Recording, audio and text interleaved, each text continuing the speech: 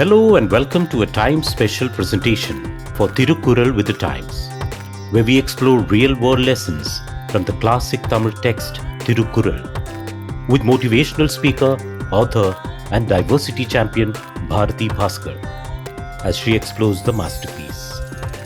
The Thirukkural speaks at length on how an ideal wife should be and on bringing up sons.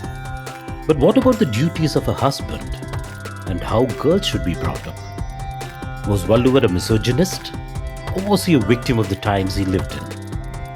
The author takes a critical look at Valluvar's writings from a feminist lens. My daughter and I were having a long, pointless chat on a lazy Sunday evening with some snacks and hot tea, making us feel blessed. But as usual, we started disagreeing. It began with my point about her time management. She should utilize her time better and not throw things all over the house. After all, whose time is wasted searching for her clothes and books? If she is a responsible child, everyone praises the parents.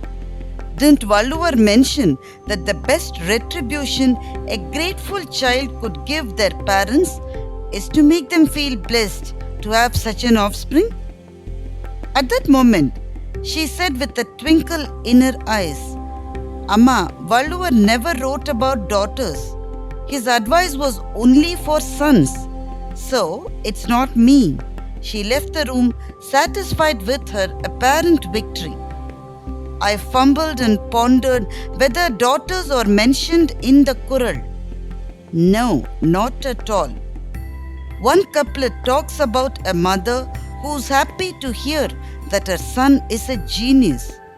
She had never been that happy, not even at his birth. Parimelagar, the commentator of Thiruvalluvar, mentions that the mother must hear from others about her son's intelligence, as she may not possess the wisdom to evaluate it herself.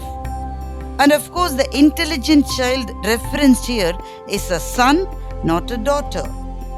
A few other couplets make us wonder if Valluvar also harbored chauvinistic ideas. The chapter on life partner details qualities that adorn a good wife, yet there is practically nothing for a good husband. Chastity is described as the supreme virtue for women and not men. The peak of such patriarchy is arguably a couplet that praises a woman who worships her husband. Her words will be accepted as commands even by Mother Nature. Deivam Thozhaal, Kozhunar Thozhudezhuvaal, Peyyennap Peyyum Mazhai. If she, who does not worship God but worships her husband, says, "Let it rain," there will be a downpour. I paused to consider whether this couplet is relevant even today. Honestly, I found it hard to justify. Marriage is a social contract between two equal partners. Love, respect, and responsibilities must all be shared as per today's norms. So, is this couplet still applicable? While Valluvar was a revolutionary thinker in many respects, some ideas expressed in the Kural may seem patriarchal and outdated to a modern reader. Fortunately, such couplets are rare. We are not certain if these originally reflected a male-dominated society or if the commentators interpreted them in ways that rendered them misogynistic. Suddenly, I recalled an incident shared by my grandmother. She was never schooled, but was well versed in Tamil literature, having learnt from my great-grandfather, a Tamil scholar who compiled Kalittogai, a collection from the Sangam era. It was his daughter who proofread the book. By the time it was published, she was married off.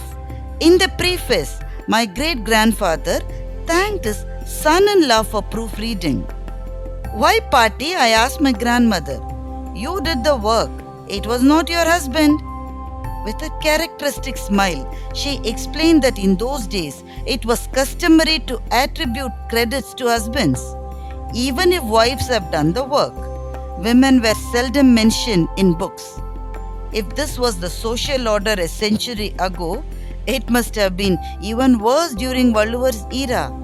Thinkers like Valluvar were ahead of their time in advocating fairness for women. They laid the groundwork for establishing equity and equality in society.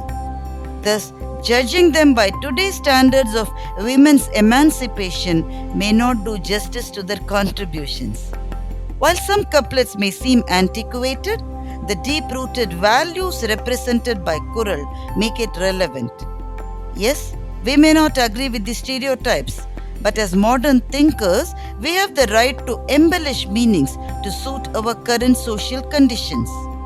I peeked in to see what my daughter was doing and told her, I agree that Valluvar never mentioned duties for daughters, so you can be free. I passed, and she sensed what was coming. I continued. Valluvar also mentions that the duty of parents is to educate their sons. Daughters weren't mentioned either. What should I do now? Should I educate you or not? Truce, she declared. Let's agree that Valluvar meant both sons and daughters. She smiled and held my hand. Her smile brightened my world.